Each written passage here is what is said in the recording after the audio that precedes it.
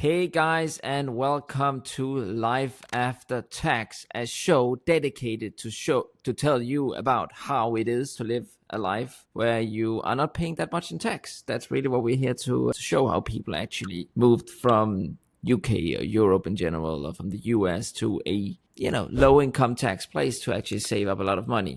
And today we'll be talking to James, who made an interesting choice to go from UK to Panama and hear about his story there, and if there's any learnings we can take away from it. So James, are you there? I'm here. How are you? I am well. More interesting is, how is your life after tax now? My life is great here in Panama. I never actually thought about it, but wonderful life here in Panama. How's the weather? Right now, sunny. So good weather here. So we're here for your financial situation, right? So tell us, how much money are you making and how much is your net savings rate? So do I do this on my household? Because I'm married, so it Household, could be beneficial. if you're married, it's household income. Okay. So I have a wife called Sarah. I have my bookkeeping business. Our monthly income is combined $12,950. Yeah. So of that, 8,000 come from my business. Just salary or side hustles or rental income or 12,900. Oh, we have a little bit of rental income. So the bulk of it is from our salaries. Okay. I have no business, so you can call that salary. I take for myself. And savings rate? Savings rate since you moved? Lady Drake is 85%. 85%. You gotta explain that to me. How is that possible? So you are saving up like a maniac. Well, we live quite modestly. So even though we're living in Panama, we do enjoy a modest life. So my wife and I love outdoor activities. We love going out with friends still, but we don't go out for anything super fancy. We don't have a car. We use public transportation. We stick to a budget because still, we were really investing. Let's reverse here. Like 85%. Are you doing some sort of house hacking? Are you renting out something? And so you're Yeah, so we still have our house back in the UK. So we moved that's why. Again. We bought a house back in 2020. We decided to invest in our future. So we moved out of the UK. We still kept the house. We've just rented it out. So we do about $450 a month in earnings from that. Yeah. There are some expenses with the house that just net earnings $450. We purchased a house back in 2020 for $220,000. Yeah. And today, best guess is worth probably just north of 260. 260.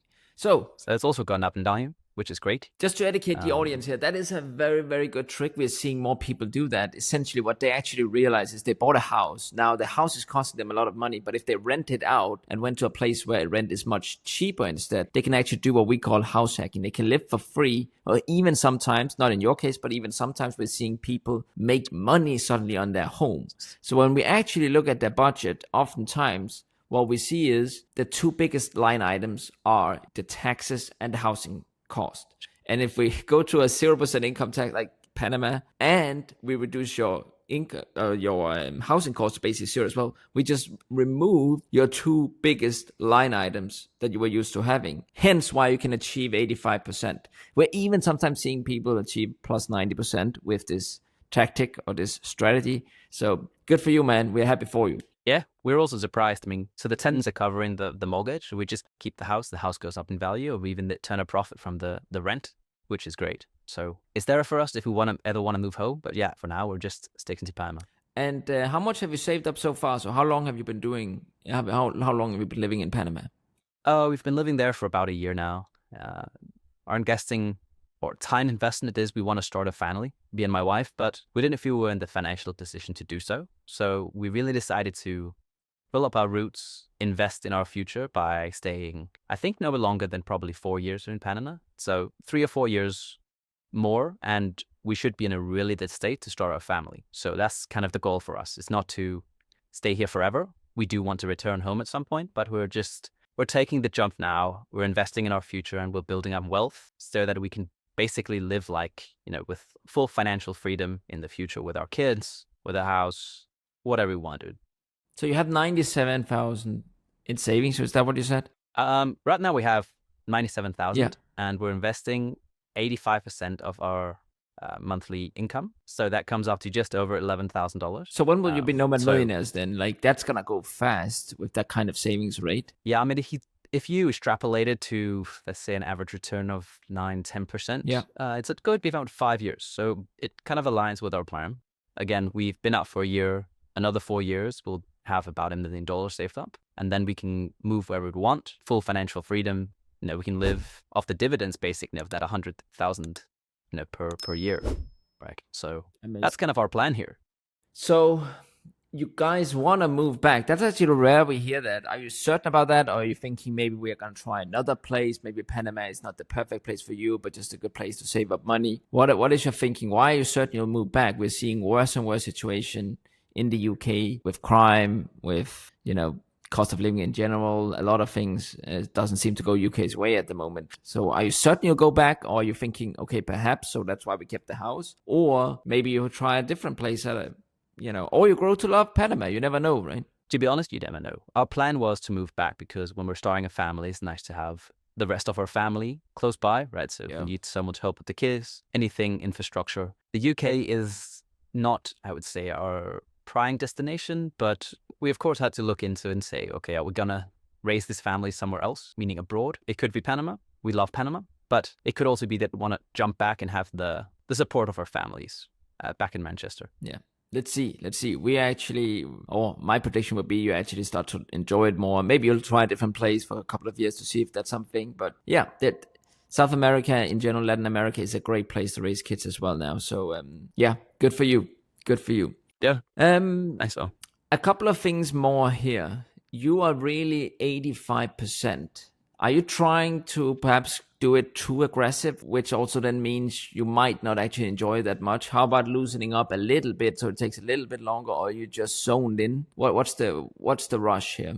No, we really decided to be disciplined about this because we don't want to take 5, 6, 7 years to do this. We want to do it after. I'm 35 now, right? So in another 4 years, I'm going to be 39. We want to start a family just around that time before age kind of creeps on us. So, but really locked in to this plan. Me and my wife, we have people. We don't flaunt our, they're too fancy. We like the kind of. So your friends think you're crazy. That's a good sign. Some of them, yeah. But we also have new friends here at Panama, and they think we're, just living life because they live here with us. We go out with them. We, do activities with them. We like to stay at home, be cooking. So to be honest, the bucket that Rich said is very realistic for us. And we're still able to do 85% investing every month. But I don't hear that you're so excited. I need you to feel more excited about it. Okay, I'm actually on a path to be a nomad millionaire. All these things are working towards us. I guess your savings rate were tough in the UK, correct? It was very tough in the UK. And we are excited about the future. It's just where you're in it, right? If it's just the grind. So right now we're in the grind. We're working, actually managed to pick up more clients over here and a lower cost. And I still improve my margins. So the bookkeeping business actually took off more than when it was in the UK, which was kind of an unforeseen positive. But yeah, we're just locked in. It's, it's a grind for 3 or 4 years and been there. Cool, James. Well, I'm happy for you. Keep up the good work, and let us know when you actually become a nomad millionaire. And thank you for taking the call today and share your story. Likewise. Thanks, Jim.